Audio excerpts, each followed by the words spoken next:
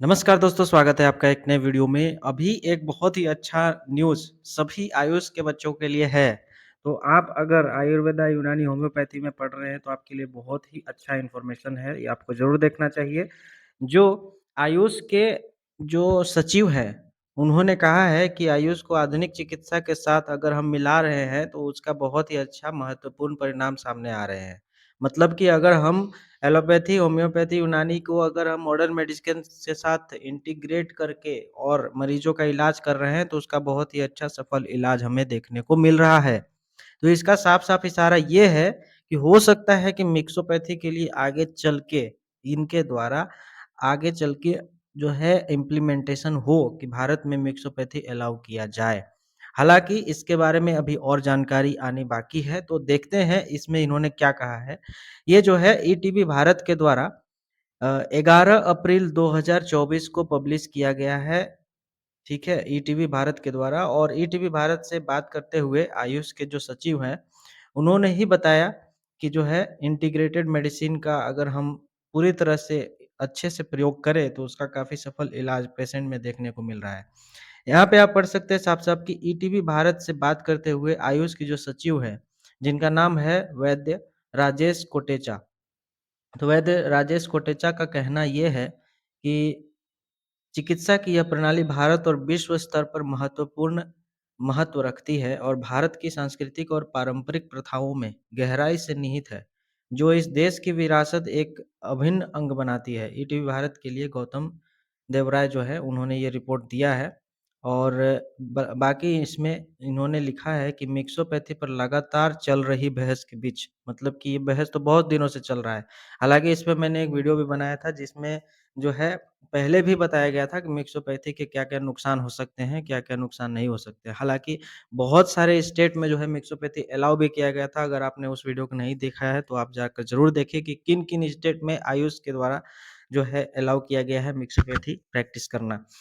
और यहाँ पे अभी जो ये न्यूज़ जो छपी है इसमें इन्होंने लिखा है कि मिक्सोपैथी पर लगातार बहस चल रही थी। आयुष मंत्रालय के सचिव जो हैं वो वैद्य राजेश कोटेचा जो है उन्होंने बुधवार को कहा कि आयुष को आधुनिक चिकित्सा के साथ एकीकृत करने से महत्वपूर्ण परिणाम सामने आए।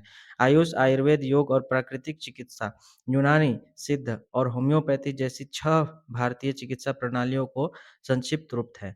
तो ये सभी अलग-अलग रूप उन्होंने बताया है कि इसमें यूनानी, सिद्ध, होम्योपैथी ये सभी को अगर मिक्स करेंगे हम एलोपैथी के साथ तो इसका काफ़ी अच्छा रिज़ल्ट आया है। और ईटीवी भारत को एक विशेष साक्षात्कार के में कोटेचा ने कहा कि ऐसे कई अध्ययन हैं जहाँ आयुष को आधुनिक चिकित्सा के साथ एकीकृत करने से महत्वपूर्ण परिणाम सामने आए हैं।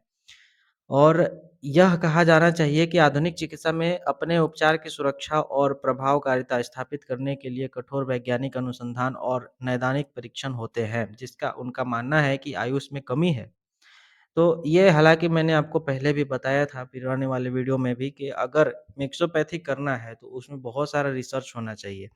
अगर वो प्रॉपरली रिसर्च नहीं होता है, पेशेंट के ऊपर प्रॉपरली रिसर्च नहीं किया जाता है, तो आप कोई भी मेडिसिन अगर मिक्स करके देते हैं, एक आयुर्वेदिक देते हैं, एक होम्योपैथिक देते हैं, एक एक मॉडर्न एलोपैथिक का मेडिसिन देते हैं, तो उससे शरीर को बहुत नुकसान भी हो सकता है, बहुत सारे साइड इफ़ेक्ट भी होने लगते हैं। इसलिए अनुसंधान होना बहुत ज़रूरी है। जो है वो कह रहे हैं कि मतलब काफ़ी बहुत सारा ऐसा रिसर्च हुआ है, जहाँ कि हमें ऐसा पाया गया है कि अगर हम एलोपैथिक मेडिसिन को मिक्स करते हैं आयुर्वेदा के साथ, यूनानी के साथ, तो उसका काफ़ी अच्छा रिज़ल्ट आया है।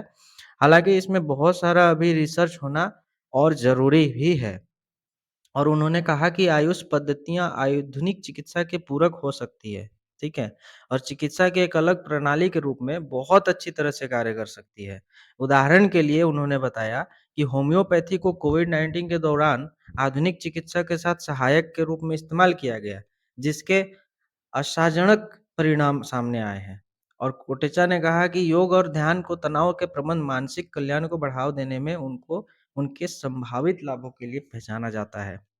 आपको बहुत सारे बीमारियों में ऐसे मैं बता सकता हूँ जैसे कि जितने भी मेंटल प्रॉब्लम्स होते हैं, मेंटल इलनेस होते हैं, जो हमारे जो ब्रेन फंक्शंस जैसे अच्छे से काम करे उसके लिए योगा बहुत ही इम्पोर्टेंट होता है। और बहुत सारे मेंटल इलनेस में जो मेंटल प्रॉब्लम्स होती है, बहुत सारी ऐसी बीमारियाँ जो डिप्रेशन जैसी बीमारियों में योगा बहुत ही महत्वपूर्ण तरह से काम करता है। तो उन्होंने इस बात को भी कहा है कि योगा और ध्यान को तनाव में प्रबंधन और मानसिक कल्याण को बढ़ावा देने में उनके संभावित लाभों के लिए पहचाना जाता है, जिसे पहले से ही आधुनिक स्वास्थ्य देखभाल के सहायक उपचारों के रूप में जोड़ा जाता रहा है। अगर आप बहुत सारे ऐसे बड़े-बड़े एलोपैथी हॉस्पिटल में जाते हैं, मल्टी स्पेशलिस्ट हॉस्पिटल में अगर जाते हैं, तो आप अगर किसी साइकियाट्रिक पेशेंट को लेके जाते हैं, तो वहाँ पे आपको बताया जाएगा कि योगा करना आपके लिए बहुत ही इम्पोर्टेंट है। हालाँकि वो एक एलोपैथी हॉस्पिटल होता है, लेकिन वहाँ के डॉक्टर जो एमबीबीएस, एमडी जो एमएस भी हो सकते हैं, वो कहते हैं कि आपको योगा भी करना चाहिए। तो वहाँ तो पहले से ही जोड़ा जा रहा है, वहाँ तो पहले से ही मिक्स करके ही लिया जा रहा है। लेकिन इनका कहना ये है कि सिर्फ़ योगा को ही हम मिक्स करके देकर नहीं चलना चाहते हैं। हम चाहते हैं कि होम्योपैथी, यूनानी, आयुर्वेदा सभी को मिक्स करके मिक्सोपैथी जोड़ा जा सकता है। हालाँकि इन्होंने कहा कि विश्व होम्योपैथी दिवस के बारे में पूछे जाने पर मतलब विश्व होम्योपैथी कब होगा? तो कोटेचा ने कहा कि 10-11 अप्रैल को विश्व होम्योपैथी दिवस मनाने से वास्तव में विभिन्न पहलुओं का आयुष चिकित्सा प्रणाली विशेष रूप से होम्योपैथी को बढ़ावा देने में योगदान मिल सकता है। और कोटेचा ने कहा कि यह होम्योपैथिक उपचारों के लाभों और प्रभावकारिता के बारे में शिक्षित करके जनता के बीच जागरूकता पैदा कर सकता है। स्वास्थ्य देखभाल पेशेवरों, छात्र और चिकित्सकों के उद्देश्य से शैक्षिक गतिविधियों का समावेश जो होम्योपैथी इसके अनुप्रयोगों और एकीकृत स्वास्थ्य देखभाल में इसकी भूमिका के बारे में अपनी समझ बढ़ा सकते हैं। होम्योपैथिक वाले बच्चे जो भी देख रहे हैं अभी उनके लिए बहुत ही अच्छा न्यूज़ है ये। आपको बता दूँ कि होम्योपैथी दिवस जो है इन्होंने कहा कि 10 और 11 अप्रैल को विश्व होम्योपैथी दिवस मनाने का इन्होंने बताया कि इसके बीच में इन्होंने कहा कि होम्योपैथिक बहुत सारे मेडिसिन ऐसे हैं जो कोरोना के टाइम पे काफ़ी हेल्पफुल भी हुए थे और वो एलोपैथिक मेडिसिन के साथ दिए जाने पे काफ़ी अच्छा उनका रिज़ल्ट भी आया था। तो यहाँ पे देख सकते हैं आप आयुष मिनिस्ट्री के द्वारा एक मीटिंग की जा रही थी जो कि आपको मैंने बताया कि 2024 में किया गया था जिसमें मिक्सोपैथी को लेकर के बहुत सारी डिस्कशन भी हुई थी और उसके बाद यहाँ पे इन्होंने अ, एटीवी भारत के साथ बात करते हुए जो है आयुष मिनिस्ट्री के जो सचिव हैं, उन्होंने ये सभी बातें बताई और दुनिया के 100 देशों में आयुर्वेद की ली जा रही है सेवाएँ।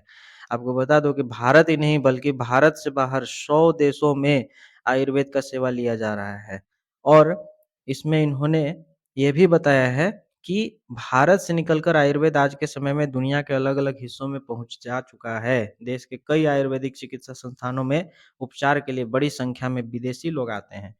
केरला का टूरिज़्म पूरा डिपेंड है भाई आयुर्वेद के ऊपर। वहाँ पे अगर आप जाएँगे तो देखेंगे बहुत सारे फ़ॉरेनर्स जो आते हैं वहाँ पे आयुर्वेदिक ट्रीटमेंट लेने के लिए आते हैं। तो वहाँ का जो हेल्थ टूरिज़्म है वो काफ़ी ही अच्छा हो चुका है आयुर्वेद की वजह से। इस प्राचीन चिकित्सा प्रणाली को वैश्विक स्तर पर और अधिक स्वीकार्य बनाने के उद्देश्य से इस बार अंतर्राष्ट्रीय स्तर पर राष्ट्रीय आयुर्वेद दिवस का आयोजन किया जा रहा है। ऐसा एक जो है न्यूज़ आया था और नेशनल आयुर्वेदा डे भी जो है ब मनाया जा रहा है और उसके बीच ही नेशनल आयुर्वेदा के डी नरेंद्र मोदी जी का एक ट्वीट भी आया था कि on the auspicious occasion of Dhanteras we मतलब जो नेशनल आयुर्वेदा डे होता है, we also mark Ayurveda day. It is an occasion to salute the innovators and practitioners who are blending this ancient knowledge with modernity, propelling Ayurveda to a new height globally। इन्होंने जो है सभी जो practitioner हैं आयुर्वेद के और जो नए-नए इनोवेटर्स हैं, जो नए-नए रिसर्च लाते हैं मेडिसिन के ऊपर, इंस्ट्रूमेंट्स के ऊपर, उनको इन्होंने काफ़ी बधाई दी है और ये हमारे आयुर्वेद को काफ़ी सपोर्ट भी करते हैं हमारे प्रधानमंत्री। तो इससे समझ सकते हैं कि मिक्सोपैथी लाना कोई गलत बात नहीं है।